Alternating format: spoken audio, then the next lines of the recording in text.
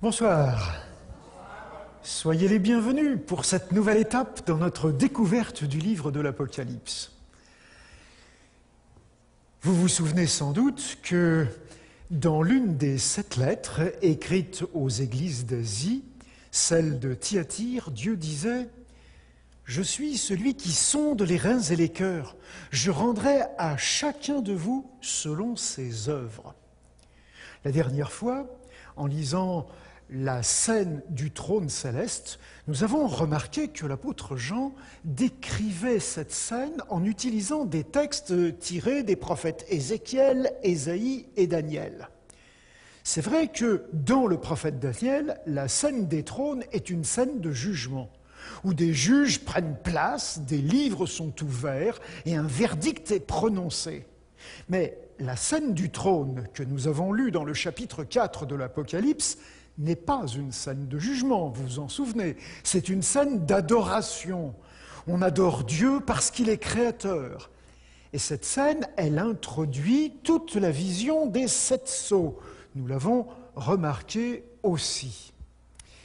Et donc, dans l'une de ces scènes des 7 sceaux, il y aura le 5e sceau qui nous fait découvrir un groupe de personnes. Et ce groupe de personnes, ce sont des gens qui crient vers Dieu d'une voix forte « Jusque à quand, Maître saint et véritable, tarderas-tu à juger ?» Ils veulent que justice soit faite. Ce soir, donc, je vous propose justement de nous intéresser à la partie du livre de l'Apocalypse qui est parallèle à la scène des 7 sceaux et qui concerne le jugement dernier. Rappelez-vous, le prologue et l'épilogue représentent la première marche de notre pyramide. Les lettres aux 7 églises et la Nouvelle Jérusalem, la 2e marche de part et d'autre du centre. Et la scène des 7 sceaux est celle du jugement que nous avons résumé par le nom de Babylone. Et c'est pour ça que je vais donc découvrir cette partie-là maintenant. Babylone, qui est la ville concurrente de Jérusalem, eh bien, c'est la scène du jugement. C'est la 3e marche. Donc vous voyez que petit à petit, nous nous rapprochons du centre de ce livre mystérieux, mais porteur d'espérance. La dernière fois, nous avons mis le pied sur la 3e marche avec la scène du trône. Aujourd'hui, nous passons de l'autre côté de la pyramide, toujours sur cette 3e marche, et nous allons lire donc la scène du jugement dernier. Cette scène, en fait, elle se découpe en plusieurs épisodes. Il y a d'abord le jugement de Babylone, la grande prostituée, chapitres 17 et 18. Il y a l'adoration du Dieu juge au début du chapitre 19, puis le cavalier vainqueur qui juge, puis Satan qui est lié pour 1000 ans, puis Satan qui est délié et vaincu définitivement, et enfin la dernière scène, celle qu'on pourrait appeler le jugement dernier. Ce soir, donc, nous allons laisser de côté le jugement de Babylone, la grande prostituée, et nous intéresser aux dernières scènes qui sont là. Et ces scènes-là, nous allons constater qu'elles nous invitent à être très attentifs à la présence du trône. Donc, nous nous limiterons à ces scènes-là.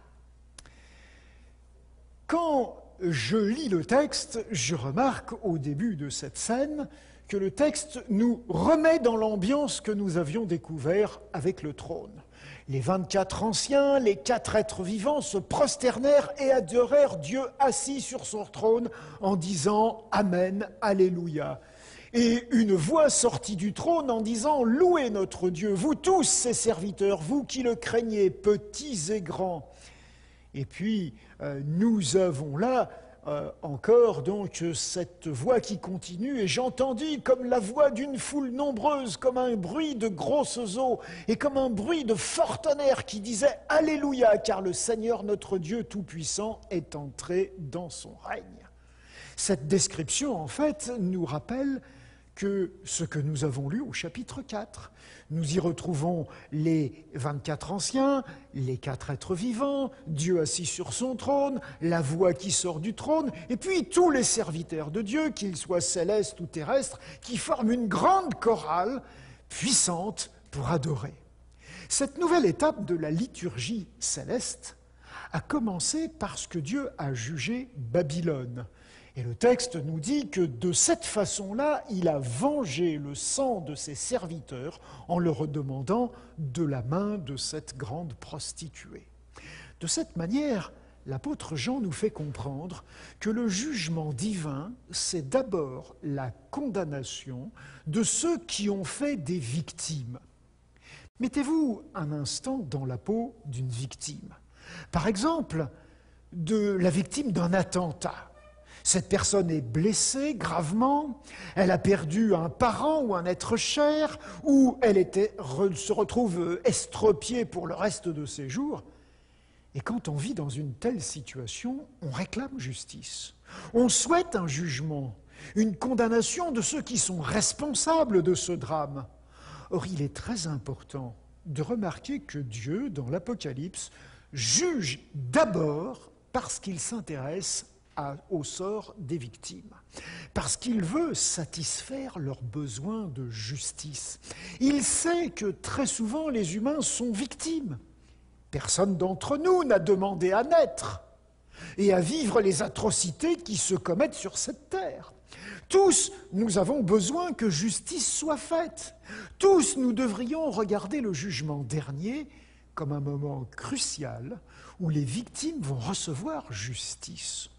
On comprend que c'est à ce moment-là que Dieu entre dans son règne, que c'est à ce moment-là que finalement nous pouvons là dire avec eux « Réjouissons-nous, soyons dans l'allégresse, donnons-lui gloire, car les noces de l'agneau sont venues. » Oui, maintenant le grand festin des noces de l'agneau est possible. La dernière scène de cette section, là, on vient de rappeler la première. Mais la dernière, qu'est-ce qu'elle nous dit? Puis, je vis un grand trône blanc, et celui qui était assis dessus, la terre et le ciel s'enfuirent devant sa face. Cette nouvelle vision du trône, c'est la dernière du livre. Cette fois, c'est vraiment une scène de jugement. Et le trône est blanc. C'est la première et d'ailleurs la seule fois où le trône est décrit de cette couleur. Nous avons déjà vu que les vêtements blancs sont un signe pour ceux qui les portent. Ils ont été innocentés. Et là, ici, Dieu, lui aussi, est innocenté. Lui, il siège sur un trône qui est blanc. Dieu aussi a été jugé. Il n'est plus perçu comme un Dieu lointain et silencieux, indifférent aux souffrances humaines. Il n'est plus perçu comme le Tout-Puissant, incapable d'empêcher les misères. Il a rendu justice, et la fête est possible pour lui comme pour les hommes qui reconnaissent sa justice. On remarque aussi que l'écosystème actuel, la terre et le ciel, prend la fuite devant cette dernière intervention du Dieu juge.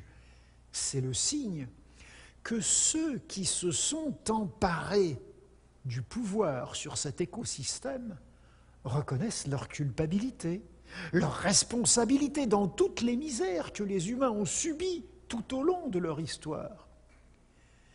En fait, ces deux visions du trône, donc dans l'adoration du Dieu juge au début du chapitre 19 et dans le jugement dernier à la fin du chapitre 20, en fait, encadrent l'ensemble de la scène du jugement. C'est une bonne façon pour Jean de nous dire que Dieu reste aux commandes et qu'il maîtrise la situation. Voyons maintenant la scène qui suit la première. Puis, je vis le ciel ouvert, et voici parut un cheval blanc. Celui qui le montait s'appelle fidèle et véritable, et il juge et combat avec justice. Ses yeux étaient comme une flamme de feu, et sa tête Sur sa tête, plusieurs diadèmes. Il y avait un nom écrit que personne ne connaît, si ce n'est lui-même, et il était revêtu d'un vêtement teint de sang. Son nom est Parole de Dieu.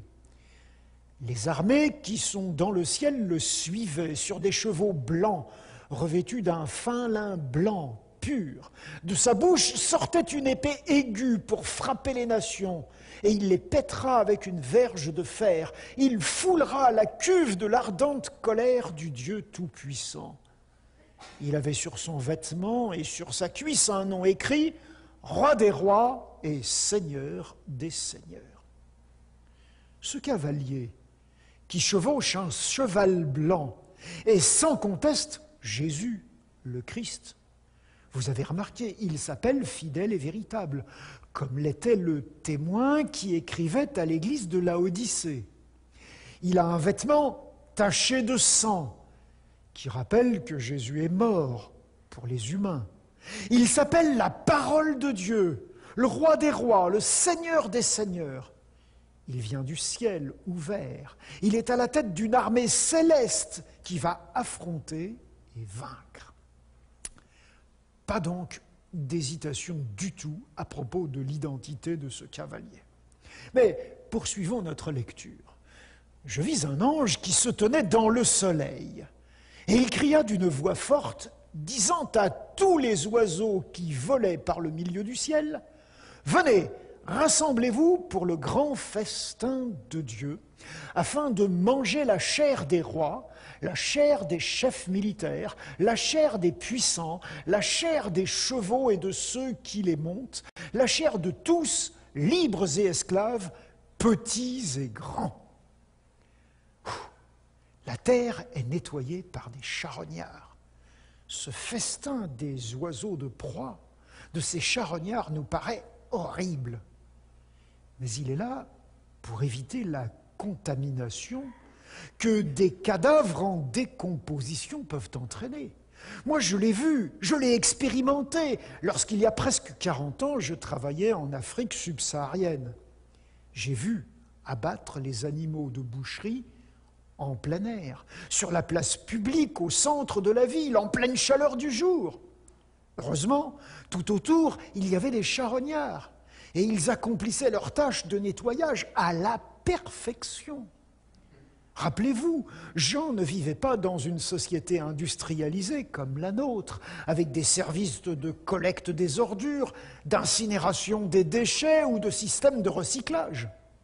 Il utilise donc les images de ce qu'il a vu dans la société agricole comme service de nettoyage efficace pour décrire comment Dieu nettoie la terre de tout le mal qui s'y est accumulé. Le texte se poursuit. « Et je vis la bête et les rois de la terre et leur armée rassemblés pour faire la guerre à celui qui était assis sur le trône et à son armée. Et la bête fut prise, et avec elle le faux prophète, qui avait fait devant elle les prodiges par lesquels il avait séduit ceux qui avaient pris la marque de la bête et adoré son image.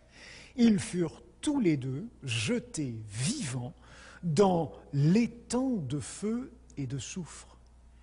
Et les autres furent tués par l'épée qui sortait de la bouche de celui qui était assis sur le cheval, et tous les oiseaux se rassasièrent de leur chair. » La coalition terrestre, dirigée par la bête, le faux prophète, deux entités que nous découvrirons lorsque nous lirons la vision centrale du livre, au sommet de notre pyramide. Ces deux instigateurs, la bête et le faux prophète, sont condamnés, ils sont jetés dans cet étang de feu, tandis que tous ceux qui se sont laissés séduire par eux, qui ont combattu contre le Christ, vont mourir dans ce combat. Au passage, remarquons que ce sont les instigateurs de cette guerre contre Dieu qui sont jugés et condamnés au cours de cette étape-là. L'étape suivante va nous focaliser sur le personnage de Satan. Puis je vis descendre du ciel un ange qui avait la clé de l'abîme et une grande chaîne dans sa main. Il saisit le dragon, le serpent ancien, qui est le diable et Satan, et il le lia pour 1000 ans. Il le jeta dans l'abîme, ferma et scella l'entrée au-dessus de lui, afin qu'il ne séduisît plus les nations, jusqu'à ce que les 1000 ans soient accomplis. Après cela, il faut qu'il soit délié pour un peu de temps. Là encore, les détails qui présentent ce personnage sont tirés de la vision centrale du livre. Nous y verrons plus clair lorsque nous la lirons en détail. Ici, Satan, donc le diable, est saisi, il est enchaîné et jeté dans le grand abîme où il est enfermé pendant 1000 ans. En fait, vous vous souvenez, après le combat, la terre est déserte. Ses habitants ont été tués dans le combat et leurs dépouilles dévorées par les charognards. Il ne peut plus donc séduire quiconque. Il est réduit au chômage. Et au même moment où Satan est emprisonné, a lieu un autre événement qui est merveilleux. C'est celui qu'on appelle la première résurrection. Voyez la suite du texte. « Et je vis des trônes, et à ceux qui s'y assirent furent donnés le pouvoir de juger. Je vis les âmes de ceux qui avaient été décapités à cause du témoignage de Jésus et à cause de la parole de Dieu, et de ceux qui n'avaient pas adoré la bête ni son image et qui n'avaient pas reçu la marque sur leur front ou sur leurs mains. Ils revinrent à la vie et ils régnèrent avec le Christ pendant 1000 ans. C'est la première résurrection. Heureux et saints ceux qui ont part à la première résurrection. La seconde mort n'a pas de pouvoir sur eux, mais ils seront prêtres de Dieu et de Christ, et ils régneront avec lui pendant 1000 ans. Ce sont en fait, vous les reconnaissez, les personnages qui réclamaient justice lorsque le 5e sceau avait été ouvert. Maintenant, ces personnes n'ont plus besoin d'attendre. Leur nombre est complet. Tous ceux qui ont, comme eux, été victimes de persécutions, qui même ont souffert le martyre pour avoir refusé l'adoration de la bête et la marque qu'elle voulait imposer, encore une allusion à la vision centrale, ces humains-là, revenus à la vie maintenant, règnent avec le Christ. Ils participent au jugement. Ils siègent sur des trônes pendant les 1000 ans d'incarcération du diable. Ce sont les vainqueurs qui bénéficient de la promesse qui avait été faite aux vainqueurs de l'église de Smyrne. Celui qui vaincra n'aura pas à souffrir la seconde mort. On peut se demander en fait ce qui reste encore à juger à ce moment-là. Le sort des humains semble être fixé. Les victimes ont reçu justice. Il reste Satan, oui, incarcéré, et les autres humains qui ne sont pas encore revenus à la vie. On peut donc en déduire que c'est eux qui doivent encore être jugés. Pourtant, leur sort ne semble pas laisser beaucoup de doutes. On dirait que Dieu a déjà tranché, puisque Satan est incarcéré, et que les autres humains n'ont pas part à la première résurrection. Et si c'était Dieu qui était jugé, a-t-il bien évalué les choses? Qui sont les véritables commanditaires de tout le drame de l'histoire? Qui sont les responsables? C'est comme si Dieu demandait aux victimes de vérifier que le jugement est conforme à la justice. C'est comme un procès en appel, voire même un procès en cassation. Tant que ceci n'a pas été fait, peut-on vraiment dire que les jugements de Dieu sont vrais et justes? En fait, le texte se poursuit en nous disant qu'à la fin des 1000 ans, les autres morts ne revinrent pas à la vie jusqu'à ce que les 1000 ans soient accomplis. Et quand les 1000 ans seront accomplis, Satan sera relâché de sa prison. En fait, Satan est libéré, et comme nous le constatons dans l'histoire de certains criminels, il récidive. Il séduit les hommes qui sont revenus à la vie. Il sortira pour séduire les nations qui sont aux quatre coins de la terre, Gog et Magog, afin de les rassembler pour la guerre. Leur nombre est comme le sable de la mer. Et ils montèrent sur la surface de la terre et ils investirent le camp des saints, la ville bien-aimée. Ils attaquent Dieu et les humains qui ont déjà été leurs victimes. Et le texte dit « Mais un feu descendit du ciel et les dévora ». C'est là qu'intervient le feu du ciel, qui les anéantit à l'exception du diable, qui, lui, le texte nous dit, fut jeté dans l'étang de feu et de soufre, où sont la bête et le faux prophète, et ils seront tourmentés jour et nuit au siècle des siècles. En fait, le diable et ses acolytes, la bête et le faux prophète, ce sont eux qui sont dans l'étang de feu. Ce sont eux qui sont les commanditaires. Ce sont eux qui vont souffrir. Et ils seront tourmentés jour et nuit au siècle des siècles, dit le texte. Ces trois-là sont tourmentés dans le feu, mais pas les autres. C'est à ce moment-là que le texte de l'Apocalypse nous dit que s'ouvre la dernière scène. Puis je vis un grand trône blanc et celui qui était assis dessus. La terre et le ciel s'enfuirent devant lui, et il ne fut plus trouvé de place pour eux. Vous vous souvenez, on a déjà lu ce texte tout à l'heure, pour vous montrer que le trône encadre les deux côtés de ces scènes de jugement. Mais maintenant, on nous ajoute « Et je vis les morts, les grands et les petits qui se tenaient devant le trône.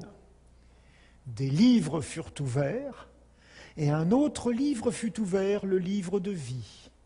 Et les morts furent jugés selon leurs œuvres, d'après ce qui est écrit dans le livre. » Ce jugement qui se déroule